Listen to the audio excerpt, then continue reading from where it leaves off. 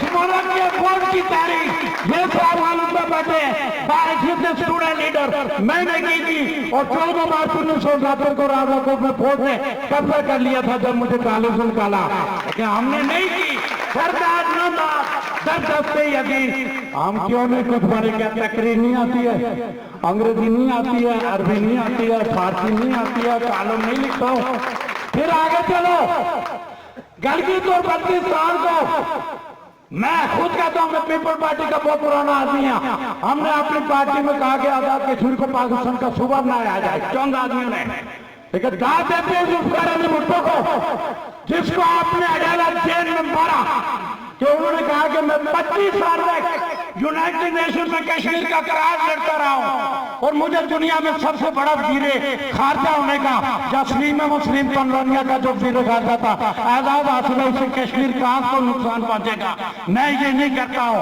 वरना यहाँ पे जहाँ इस्लामाबाद में बैठे हुए बहुत सारे लोग ये कहते थे कि ये करो, लतीफ अकबर साहब बैठे हुए, और उस जुल्फिकार अली भुट्टो को जिसने 93,000 फौजी लाए, उन्हीं फौजियों के हाथ से उसे फांसी हुई और उसकी बेटी उसके बेटों को कत्ल कर दिया गया। फिर कहते हो कि सच नहीं कहते। आगे चलो, गलगीत और बल्तिस्तान को पाकिस्तान का स्टेटस सूबे का किसने दिया?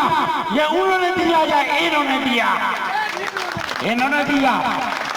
आप मुझे बताएं कि श्रीनगर में शासन महफूज मुख्तार का सरबराह 5 दिन इस्लामाबाद में भूख हड़ताल करके जाए तो कोई सर नहीं लेता, लेकिन 14 जमातों का सरबराह आरएसआई जो खूबसूरत खानदानी शक्ल लगता था, एक बंगोलियन लगता था, एक खूबसूरत चेहरा, उसकी लाश पिंडे से आई कि तू खुद मुख्तार का नारा क्यों लगाता है, वो उसकी लाश पे से जावेदा था। वो मैंने तकरीर के लोगों ने कहा मरने लगे, हालांकि मेरा उसका कोई नजरिया नहीं था, हम अलग अलग है, लेकिन क्या नजरिया रखने वाले लोगों को फांसी दी जाएगी? और फिर मैं ये पूछता हूँ, इन 5 आदमियों के आप बच्चों में से इनके कितने लोग आगे गए, कितने लोग ऑफिसर बने, कितने लोग मशीर बने, कितने लोग वीर बने, कितने लोगों को, कितने लोग शेर खान शहीद की, वह आप देखेंगे उनका कितना होगा। तो मैं स्टेट सेक्रेटरी साहब आपसे मादरत से, चूंकि आप कहेंगे अभी साहब ने थोड़ी बदमज़गी पाया कर दी, आखिरी बात कह के आपसे खत्म करता हूँ। किसी मुसलमान मुल्क ने इनका साथ नहीं दिया, अंदर की जो कहानियां हम भी जानते हैं, उधर तुम और इधर हम, लेकिन ला इलाहा इल्लल्लाह मुहम्मद रसूलुल्लाह कोई उठाए या नहीं उठाए, हबीब हुसैन शाह कहेगा कि ना उधर तुम ना इधर तुम, रियासत जम्मू और कश्मीर का फैसला होगा तो मुश्तरका होगा, अगर नहीं होगा तो टुकड़ों में नहीं होगा, इसलिए कि हम इंसान हैं।